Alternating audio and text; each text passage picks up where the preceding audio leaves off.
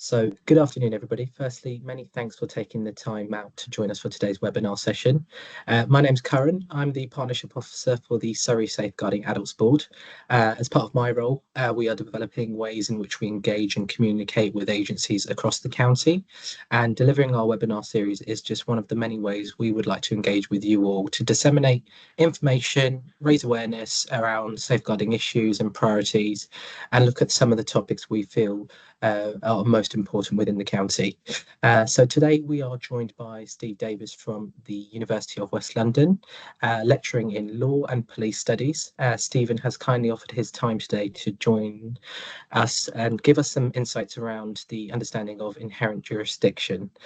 So we are recording today's session, so if you do miss anything Stephen mentions, you'll be able to find the full recording on our website. We will also offer the opportunity for you to ask questions at the end, so I will turn on mics and cameras just before Stephen finishes his presentation, and there will be an opportunity for you to provide feedback using the link which I'll shortly pop in the webinar chat bar. So without further ado, I am now going to hand over to Stephen. Thanks very much, Karen, for that introduction. Okay, so welcome everyone. Thank you very much for coming to this afternoon session. I'm just about to share my screen, so bear with me. I may disappear for a little while. And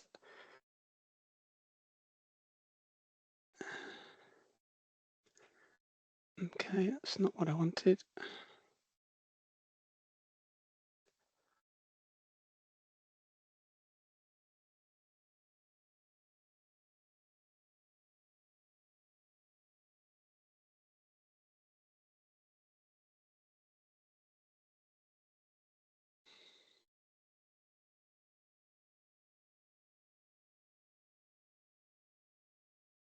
Okay, so hopefully you can all see that introductory slide.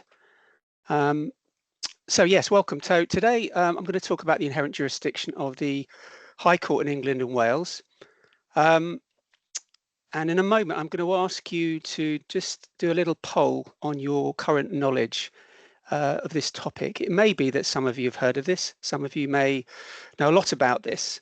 So what I'll do in a moment is just ask you to do a poll just to give me an idea of my audience really and your knowledge levels. And obviously, if everyone is fully au fait and very well knowledged in this topic, then it'll be quite a short presentation. But I think there's probably some of you out there that aren't very familiar with this residual power of the High Court and what it can offer safeguarding. So just to say that where the state intervenes, and I'm sure most of you all know this, when the state intervenes in an adult's life to provide care, support and treatment without consent, it's likely that those interventions are going to breach the Human Rights Act, okay, usually Articles 5, 8 and possibly Article 3.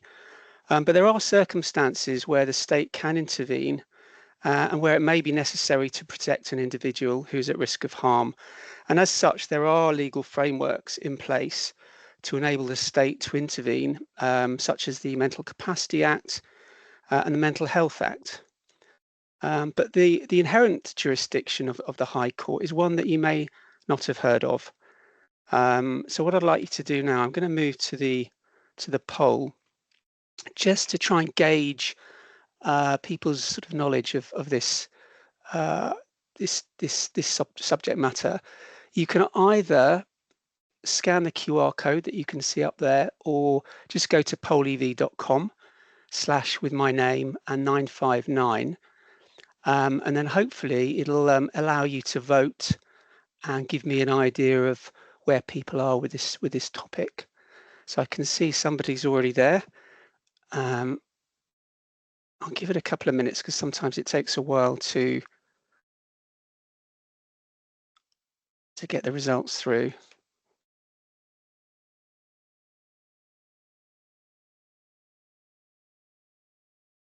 So some of you are saying poor, some saying fair.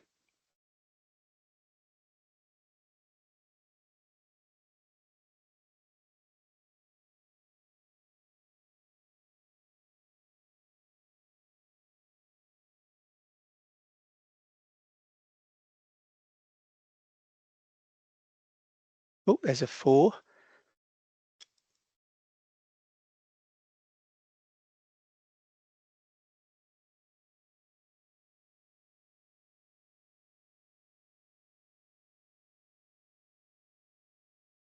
I'll just wait a few more seconds and then I'll move on. But at the moment, it looks like around 50% of you, over 50% of you, are saying little or no knowledge of the inherent jurisdiction. And it looks like there's some of you have a little bit of knowledge as well, for saying that it's a fair.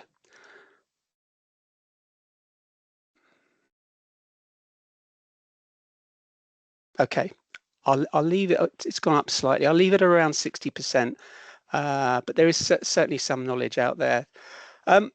Okay, so this webinar is going to be in two parts. The first part is going to look at the nature of the inherent jurisdiction, what it is and what it can do, and what it can't do, more importantly. And the second part is going to look at its links with legal literacy and the SARS regime, so the Safeguard Adult Reviews, the statutory reviews that need to take place. So the first part will be looking at the inherent jurisdiction, what is it and what can it do? And I'll be referring to case law and some of the early cases under the inherent jurisdiction by way of illustration to show some of the examples where it's been used and where it's been successful and effective, and also some of the occasions where it hasn't been so successful and where it's been inappropriately applied for. So the background to this is that prior to the Mental Capacity Act, the inherent jurisdiction of the High Court was often used to fill many of the gaps in the law that are now provided for by the protection under the MCA for those that are unable to make decisions as a result of incapacity relating to impairment, disturbance in the functioning of the mind or the brain. But the power is still there. It's a residual power that still exists in certain circumstances, which I'm going to talk about in a moment. One of the things to notice about the inherent jurisdiction, because it predates the Care Act and the Mental Capacity Act, is some of the language that's used. It doesn't talk about adults at risk.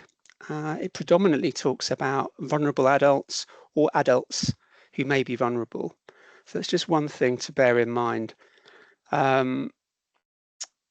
It's developed really to protect adults who are vulnerable, who may be at risk, but do retain capacity to make the decisions in question. So this is one of the key elements of the jurisdiction, is that they do retain capacity to make those decisions, but there is some malign or adverse influence in relation to those decisions that are being made. And I'll explain this in more detail as we go along. So essentially, it's a safety net. It's a gap. It fills gaps to where the legislation is not perhaps meeting the requirements. In terms of scope, it does apply to children under wardship proceedings, and it does apply to British nationals overseas. Okay, so those are two things worth mentioning. So what is it? It was very well defined recently by one of the expert lawyers in the field, by Alex Ruck-Keene, KC, who said that it's the ability of the High Court to make declarations and orders to protect adults who do not fall within the scope of the Mental Capacity Act, but who are in some way vulnerable, whose ability to decide is compromised by the actions or inactions of other people. Okay, and that last sentence is really, really important.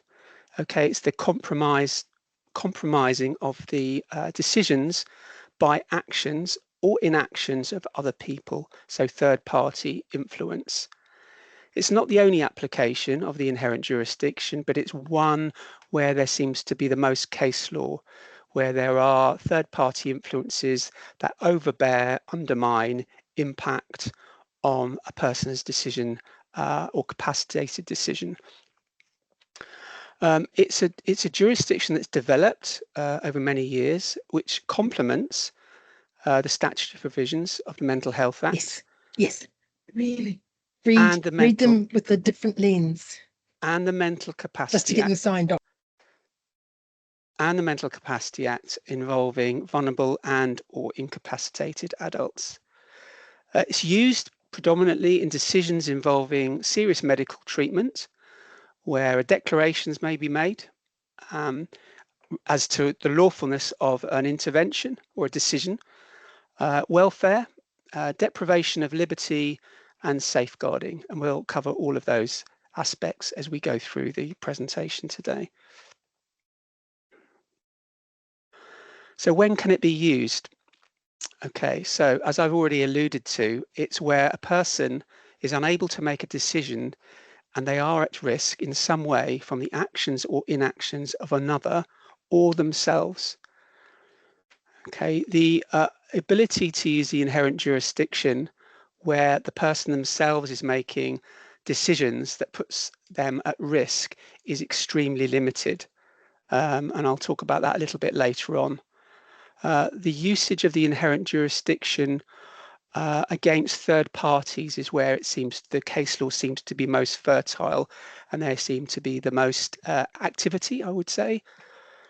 And in looking at the inherent jurisdiction, when the capacity assessment is taking place, one of the key questions needs to be what the reason, the real reason or material reason or predominant reason that the adult is unable to make the decision in question.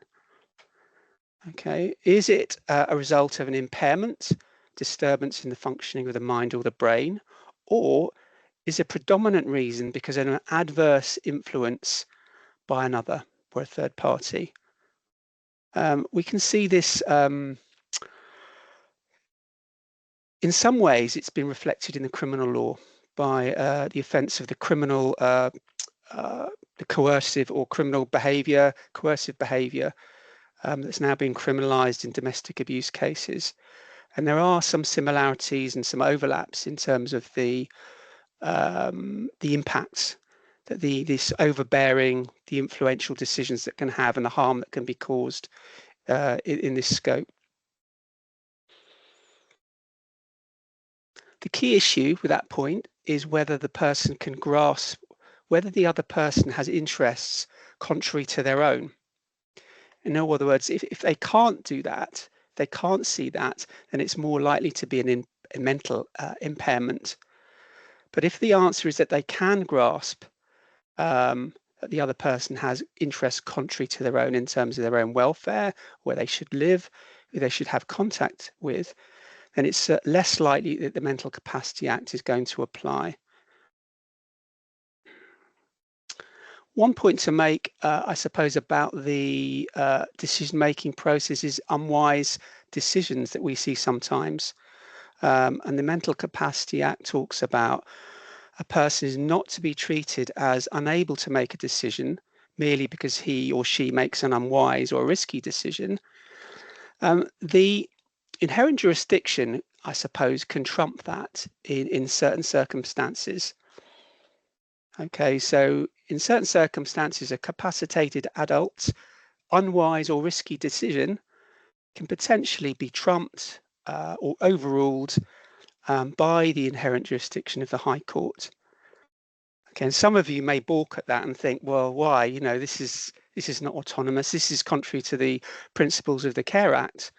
But I would say that it's only in extreme, chronic, and serious cases that these decisions are made. And there's a case called Re-FD that I'll talk about later in which this occurred, where the High Court was willing to overrule the capacitated decision of an adult who was vulnerable to exploitation and decided to retain injunctions against those who posed a risk to her. The inherent jurisdiction has been used in a range of cases, as I mentioned, medical cases, for contraception, sterilization, but also marriage, forced coerced marriage, controlling coercive behavior, dysfunctional family relationships, adult sexual abuse, and child sexual abuse. As I mentioned, it does cover wardship proceedings in children's cases as well. So it's got a wide range of discretion once the case is before the courts, and in terms of the discretion is usually to make orders, protective orders, against third parties, and occasionally, but very rarely, against the persons themselves.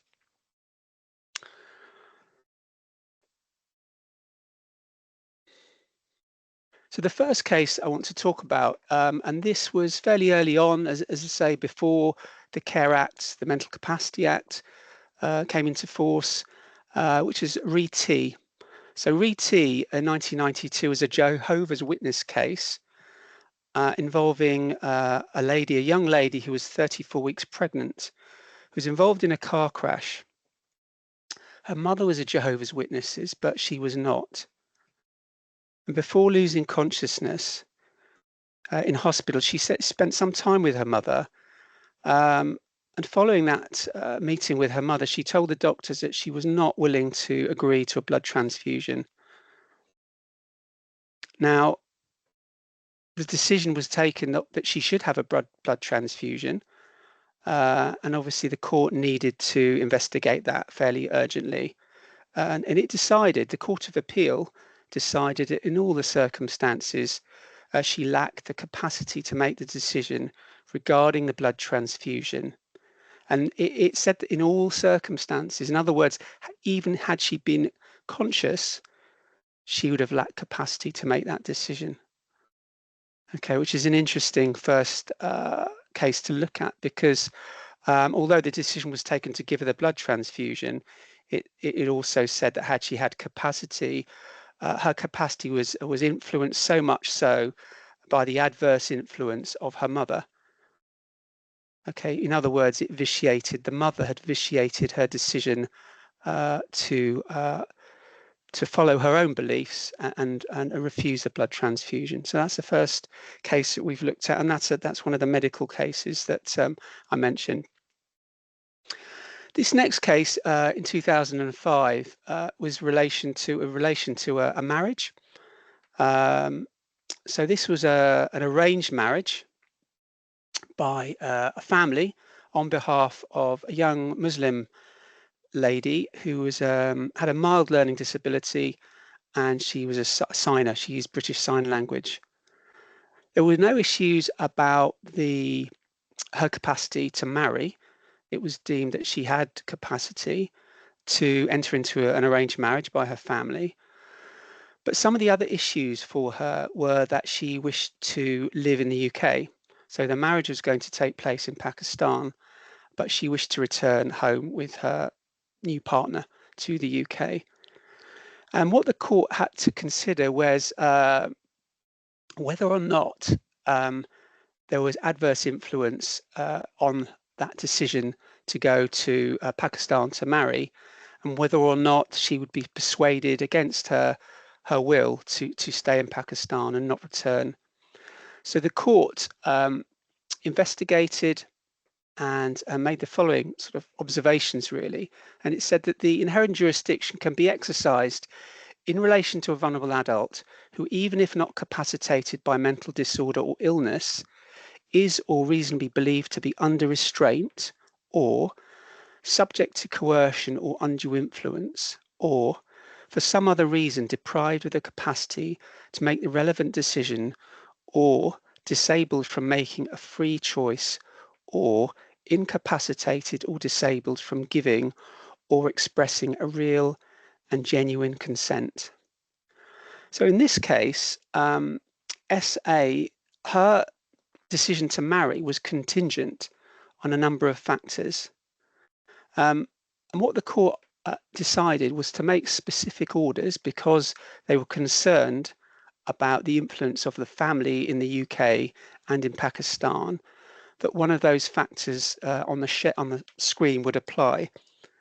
In other words, they were going to make preemptive orders to ensure that welfare checks were done, that the family at both countries would enter into legal undertakings for her to come home with a power of arrest attached, unusually for an inherent jurisdiction order.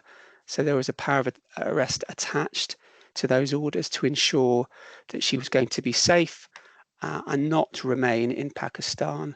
For obvious reasons, she was vulnerable, and there were obviously going to be communication difficulties if she were to remain in the in Pakistan. This case was later endorsed by subsequent cases that we're going to look at in a moment. So local authority and DL, this is one of the leading cases where there was a third party influence overbearing the will of, or the decision rather, of adults who were at risk in the circumstances, who were the parents of DL. And it's worth mentioning at this point, and I will come back to it, that it's not a start point, the inherent jurisdiction, it's usually an end point. So legal options generally will need to have been explored and either rejected or deemed to be inappropriate or not workable in the circumstances, as was the case in DL and most of the other inherent jurisdiction cases. It's not to say they have to be exhausted and there is no other option available, but certainly the court would expect that you have tried a number of different options, statutory options usually. So DL was an adult son living with his parents. He was threatening, he was prohibiting or preventing their contact between friends and other family members. He was coercing them to stay in the family home, also to transfer the home to him, trying to persuade them to move into a care home, making orders to care staff who were coming in, refusing access to social care professionals, interfering with care and support, and just general aggression and hostility towards professionals. Now, I'm sure this might be a circumstance many of you have come across in your day-to-day practice. But in this case, a number of interventions had been attempted under the Mental Capacity Act, under antisocial behaviour legislation, and the injunctions had either been unsuccessful or not applicable in the circumstances. Both parents had capacity, assessed capacity, to decide where to live, to decide who to have contact with, and they wished to preserve their relationship with their son. However, the local authority were so concerned that they made the application to the High Court, and the High Court looked at this and said that the influence of close relatives can be subtle, insidious, pervasive, and powerful, and made orders in favour of the local authority to restrict contact and to restrict the ability of DL to influence and contact his parents and live with his parents. It's a really important case that that I think is worth remembering. It did say, though, that necessary and proportionate orders were implemented, and they needed to look at the least intrusive measures, which obviously is in accordance with the Human Rights Act as well. And the intervention that they made was facilitative rather than dictatorial, although some may argue it was less facilitative when it was making orders against the son that was living in the family home. The purpose was, it said, to re-establish the individual's autonomy, i.e. the parents, of the decision making in a manner which enhanced rather than breached their Article 8 rights, their right to a family life. An appeal was made by DL and the appeal was rejected. So this is a Court of Appeal decision that stood and confirmed that the safety net that I mentioned earlier still existed and still exists to this day. The next case, which is again in chronological order, is the re-FD case, which I mentioned in relation earlier to unwise decisions. FD is an interesting case and in some ways similar to a case I was discussing with Teeswide fairly recently. Teeswide had a SAR called Molly, and they did consider inherent jurisdiction, but some of the facts were very similar in the Molly case.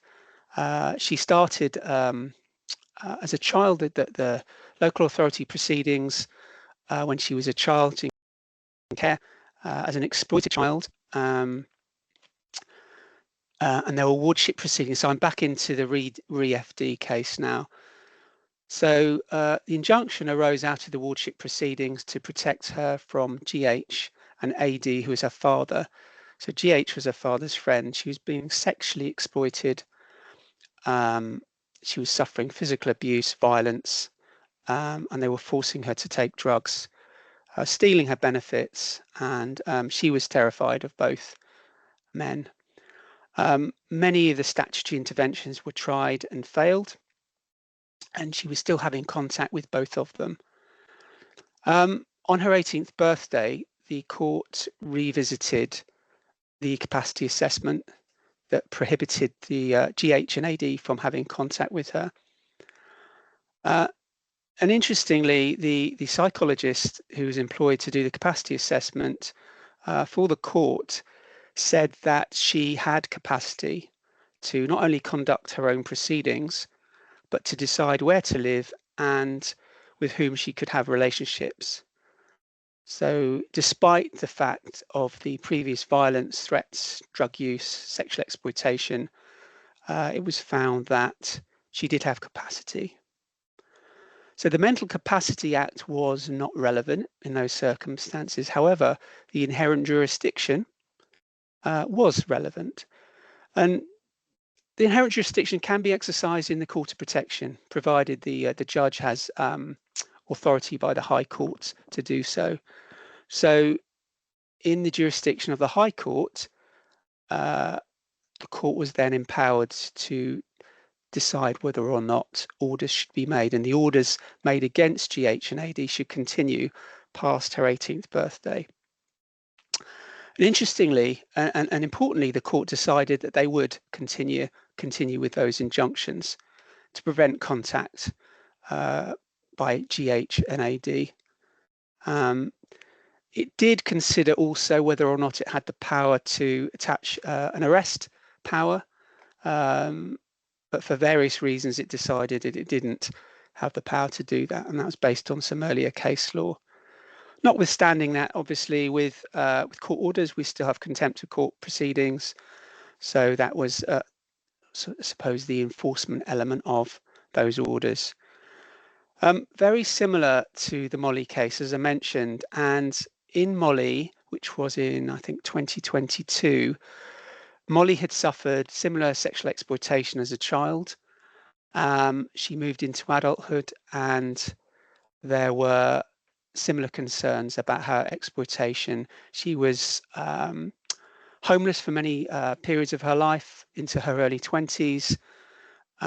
She continued to be sexually exploited, physically exploited, and ultimately she died from a drugs overdose injected by a third party.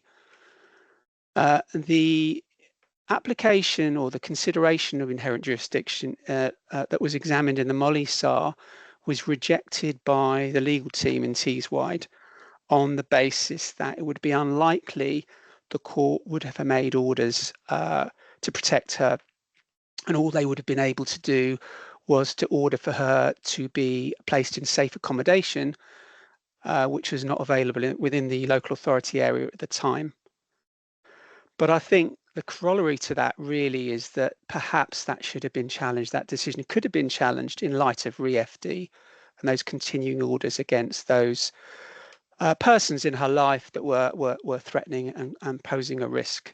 And that was one of the recommendations that came out of Molly, is that perhaps those discussions should be more robust with legal teams, and local authorities should be prepared to sort of challenge occasionally with evidence, challenge the views of legal advisors if the case is so chronic and so complex and so serious. I'm sure you'll have views on that.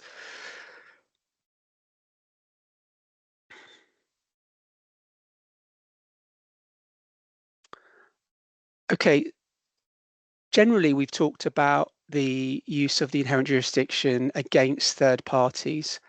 There are, I suppose, times where it could potentially be used against the person themselves, where there is a third party presence, or where the sole risk is from the actions or inactions from the person themselves. So in other words, where there's no third party presence, or where a person lacks capacity, but the Mental Capacity Act can't be used for some other reason.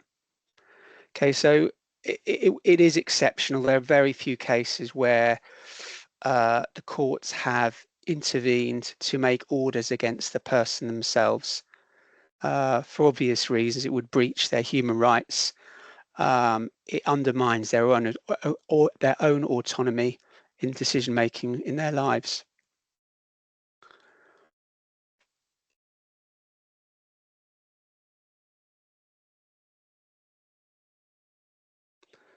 One of the cases where the person, the court was involved in using the inherent jurisdiction, where the MCA or the MHA were not applicable, was a marriage case. I think that was in XCCVAA, which will be in the references of your slideshow, where they declared that the marriage was invalid. So it was a marriage case. They declared the marriage was invalid in the UK. Unfortunately, the Court of Protection were unable to make that declaration overseas. So although the court were able to declare the marriage invalid in the UK, it couldn't do so in Pakistan. So the inherent jurisdiction was invoked to make that declaration of invalidity overseas as well. This slide sort of looks at the intersection really of the Inherent Jurisdiction, Mental Capacity Act and the Mental Health Act, and how they overlap, but also where the gaps are. So both the Mental Capacity Act and the Mental Health Act, those statutory schemes aim to protect vulnerable individuals, but they differ in their focus and application. The Mental Capacity Act deals with decision making for those who lack capacity, whereas the Mental Health Act addresses the treatment of mental health disorders. Additionally, the Mental Capacity Act emphasises best interests and participation, while the Mental Health Act provides guidance for compulsory admission and treatment. But neither of those address situations really where what I call oppressive dynamics exist. And those oppressive dynamics are the sole or material reason for incapacity or a liability to be detained. Okay, so these are where those gaps appear and where there are intractable and chronic difficulties in safeguarding.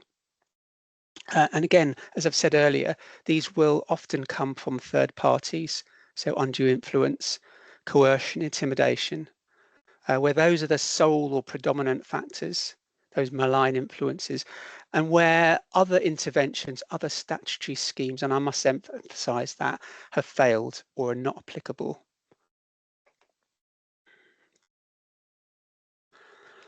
This case is important because this identified one of those gaps, and it invoked the inherent jurisdiction, or the inherent jurisdiction is invoked because of those gaps.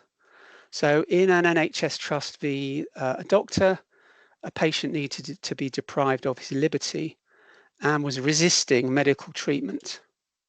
But the treatment he needed was not relevant to a mental disorder or an impairment. So the Mental Health Act couldn't be used for force feeding because the treatment was not relating to his mental health. The MCA couldn't be used due to section 16A, which states that if a person is ineligible to be deprived of his liberty, the court may not include a welfare order, which authorises the person to be deprived of his liberty. So neither of those statutory schemes was applicable in the circumstances, which created a gap, which was filled by the inherent jurisdiction, which was able to make orders for nutrition, hydration, because the other relevant legislation was preclusive. This, I believe, is going to be amended by the liberty protection safeguards if and when they come into force, rather than having to invoke inherent jurisdiction powers for those deprivation of liberty cases. But I think these two, certainly this case illustrates where the gap is. And also another case, which was much more recent and close to home, which was a Surrey police case from last year. So that's Surrey Police v PC, where a person detained by the police is liable to be sectioned under the Mental Health Act, which meant that the MCA couldn't apply because he was liable to be detained. The inherent jurisdiction was invoked because the Mental Health Act section had not been applied. So there was a gap in time that the inherent jurisdiction filled in order to establish a lawful detention, that he was deprived of his liberty lawfully. And that was an urgent application, an out of hours application. And more of that in a moment, actually, because many of these cases do arise out of urgent circumstances, and the court have laid down some guidance in relation to that.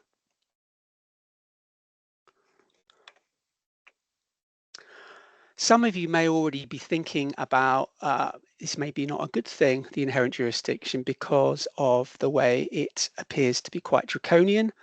It undermines autonomy, it's liable to breach human rights, and it doesn't comply with many of the principles of the Care Act.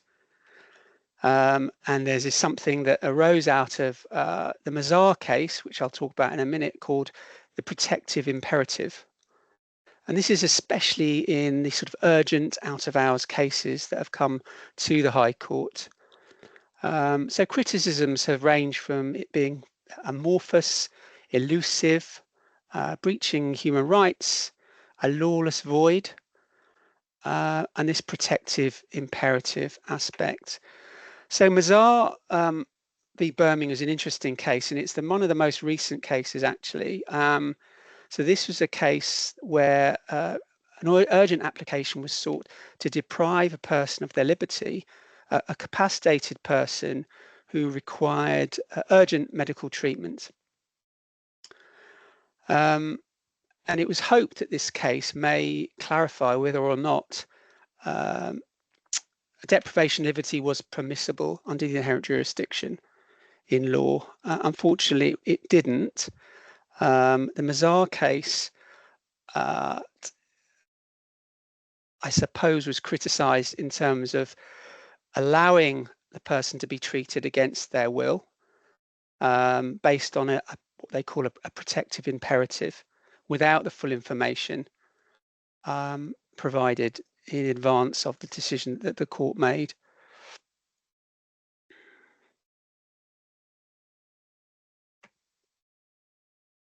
And the outcome of that case, and this applied to the Surrey case as well, the outcome of the Mazar case was the court setting down a checklist and some guidance in relation to how applications should be sought and the considerations before those cases should appear before the courts.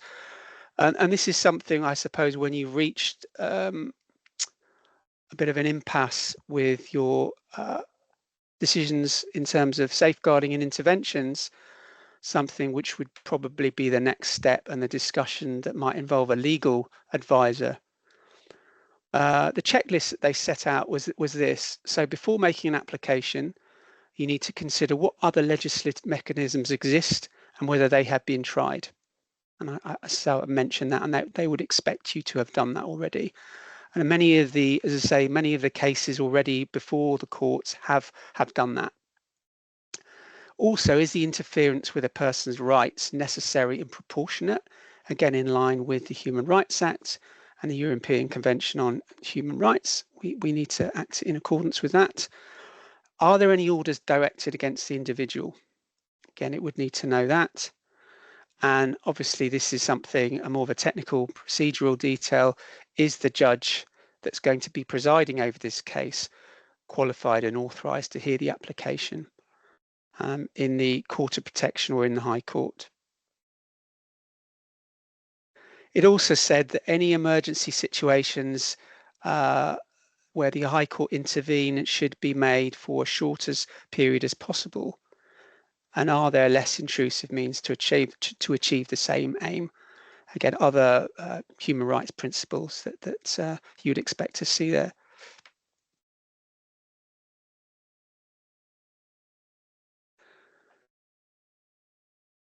Another checklist or list from the courts really that explain what they would expect to see, certainly in ex parte or without notice applications.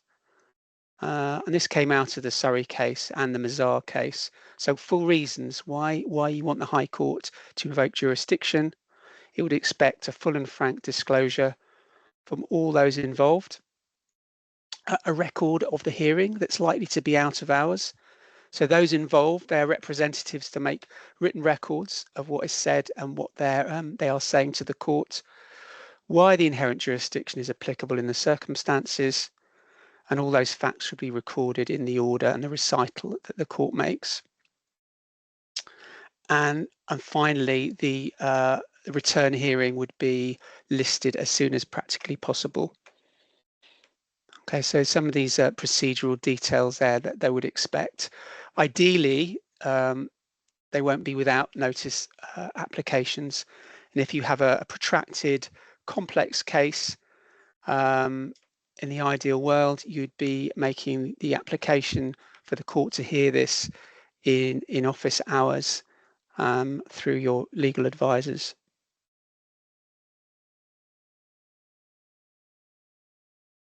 Okay, so I've now moved on to the second part really of this webinar, which is about SARS, the Safeguarding Adult Reviews, which take place under Section 44, as I'm sure you all know, where there is a reasonable cause for concern about how partner agencies work together to safeguard an adult who has care and support needs, and where the adult has died or suffered abuse or neglect. Okay, so that's the start point. There's been some very interesting research, which I've put a link to in the reference section by Bedford et al. From Portsmouth University, and that was earlier this year. Much of what I'm going to talk about in the next few minutes is in relation to that.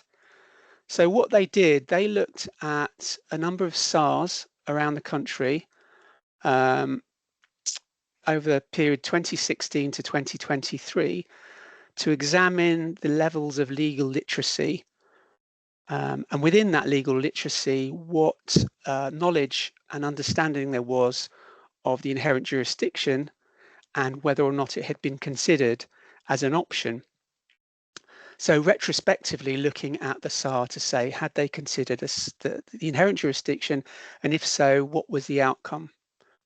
And I should say 40% of the SARs highlighted an absence of legal literacy at all. And in terms of the inherent jurisdiction, only 16% of all of those cases had actually considered it as an option, as a resort. Within the cases that they looked at, there were clusters, and those clusters were divided into three. So there was familial and domestic abuse, community exploitation, and self-neglect cases. So three types, if you like, types of cases. And they covered areas such as adult sexual exploitation, cuckooing, financial abuse, alcohol misuse, self-neglect, refusal of amputation, so some medical issues as well, self-discharge from care, smoking to the point that it was causing serious risks, personality disorders. Okay, so let's have a look at those clusters now. So under familial and domestic abuse, some of the observations were that the authorities involved were not necessarily drilling down into the detail of family conflicts and relationships, weren't being fully explored. There were coercive family dynamics, and they weren't really implementing statutory schemes sufficiently.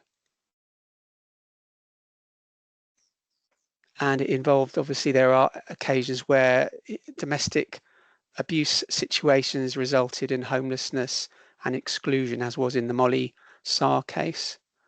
So Molly was one of the few 16% of SARS where they did consider inherent jurisdiction as an intervention. And as I said, it was rejected by the legal team. But the upshot of that is that in part of the learning from Molly, I think the local authority have reflected on that and felt that perhaps they could have pushed harder, pushed the legal team to explore that in more detail, certainly in light of FD.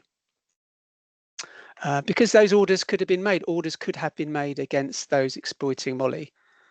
The legal team didn't consider that as an option. So there was a precedent.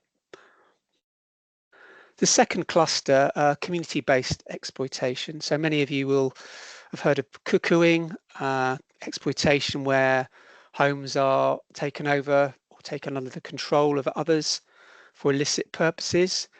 Again, third-party adverse influences that might overbear a person's capacity to permit somebody to enter their home or share their living space with somebody. That also happened in the adult P SAR in Southampton and the Carroll SAR in Teeswide in 2017. So those were cuckooing cases. Or where a person declines what is offered, in other words, an alternative or safer accommodation in cuckooing cases. And again, whether or not those decisions were incapacitated through a third-party influence. And self-neglect. So were there any coercive dynamics from a third party resulting in self-neglect? In other words, a person neglecting themselves as a result of another's coercion. And again, you know, the inherent jurisdiction potentially could offer a remedy by restricting the actions of that third party. And that was considered in the Davies SAR, which is a Rotherham case in 2021,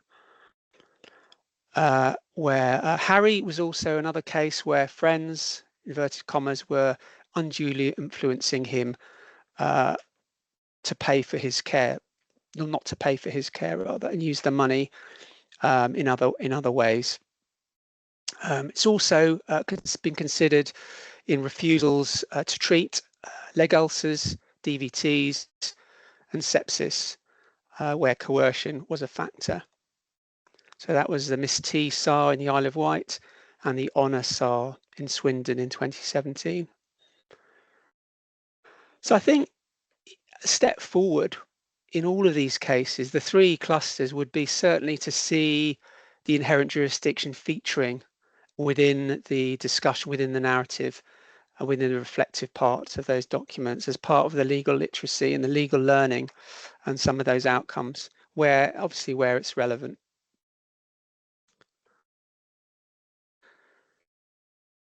So a last resort, I'm coming sort of towards the end of the presentation now. Does it need to be a last resort? Does the inherent jurisdiction need to be a last resort? Well, it's a residual power where other remedies are not applicable or available, and often where they have failed.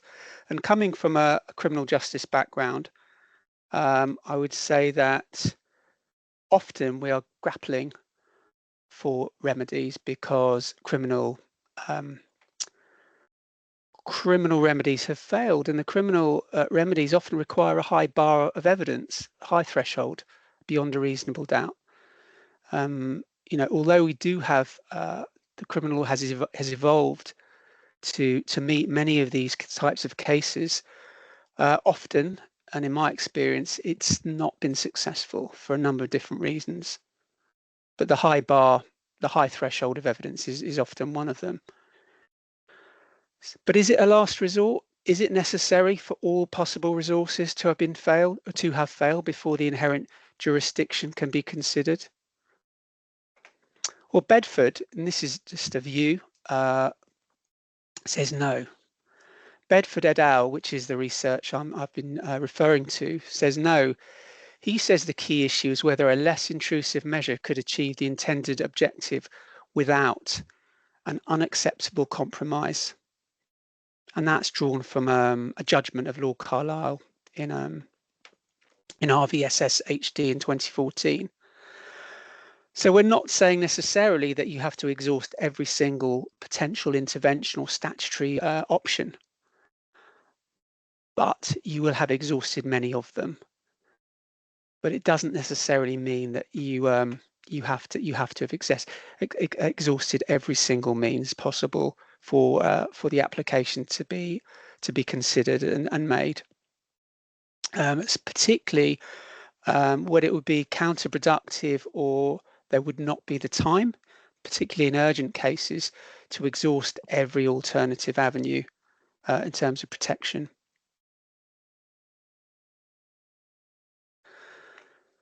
So I suppose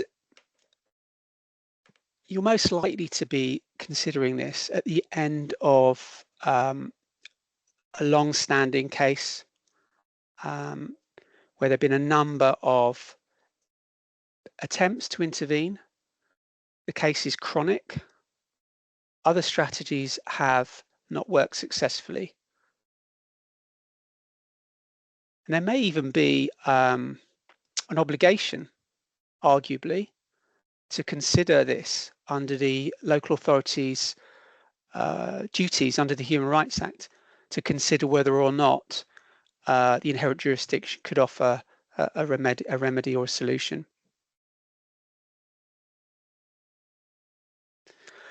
So some final thoughts. I'm finishing a little bit earlier than I expected, but I'm sure no one's going to complain about this. So some final thoughts then.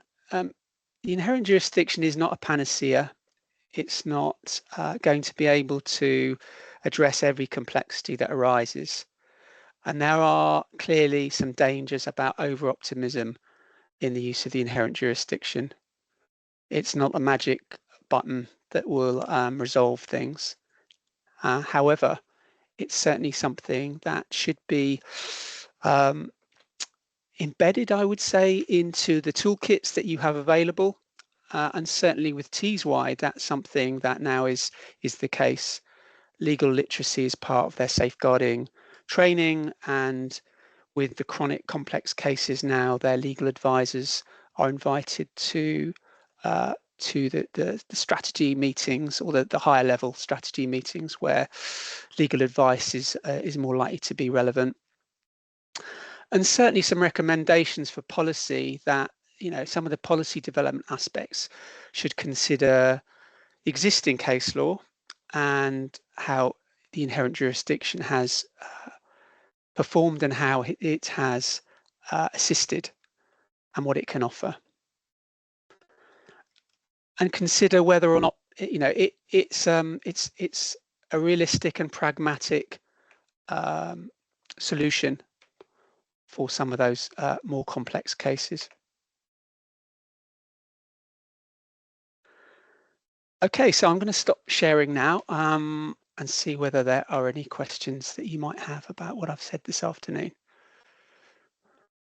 Thank you, Stephen. That was very informative and very insightful. I think there's so much for us to learn around the topic around inherent jurisdiction.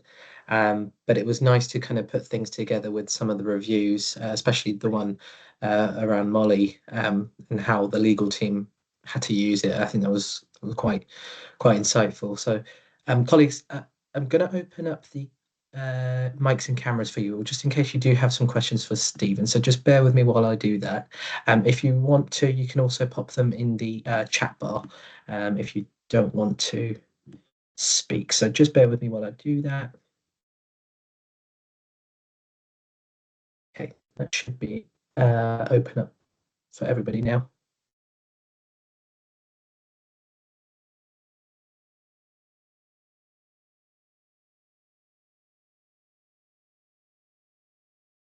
Stunned everyone into silence, Stephen. Well, I mean, the presentation, the materials will be available, obviously. I guess you can share that with the references. And often when people start reading. Sometimes there are questions that arise from that. So, excuse me, I'd be very happy to respond via you, Karen, if there are subsequent questions. But you know, maybe that the questions can be answered by others within some of the experts within your local authority as well. So I'm certainly not the only person that knows about the inherent jurisdiction. There are many others that will be familiar with this topic. Thank you, Stephen. So colleagues, if you do have any questions, you're more than welcome to pop them to me via email. I can pop my email in the chat bar and can send them to Stephen for a response. But as we've mentioned, today's recording will be made available on our board's website, along with the presentation slides. So you will be able to kind of share this within your organisation if it's something that you'd want to kind of consider for future learning. So thank you all for attending. I'm going to pop in a feedback link. If you could just kind of spend a few minutes just filling that out for us, it just gives us an opportunity to kind of find some more insights as to what sessions you'd like us to run in the future, and just some feedback for Stephen on today's session as well. But thank you all. Wish you a very good afternoon as well. Take care. Karen, do you want me to put the, it's probably a bit late. I was going to suggest putting the presentation in the chat, but do you want me just to send it to you?